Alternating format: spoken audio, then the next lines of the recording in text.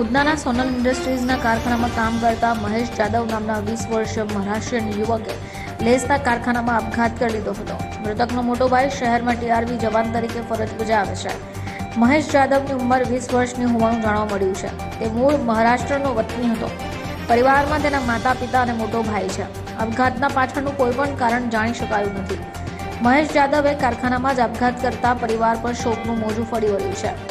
પરિવારનો જણાવ્યું હતું કે મહેશને એવું કોઈ કારણ જ નહોતું કે તેણે આપઘાત કરવો પડે. હાલ તો પોલીસ તપાસ કરી રહી છે, જેના અંગે ચોક્કસ મોતનું કારણ જાણવા મળી શકે તેમ છે. મૃતદેહને પીએમ કરાવ્યા બાદ પરિવારે અંતિમ ક્રિયા માટેની તજવીજ હાથ ધરી હતી. બ્યુરો રિપોર્ટ, ચેનલ આઈ વિટનેસ, સુરત.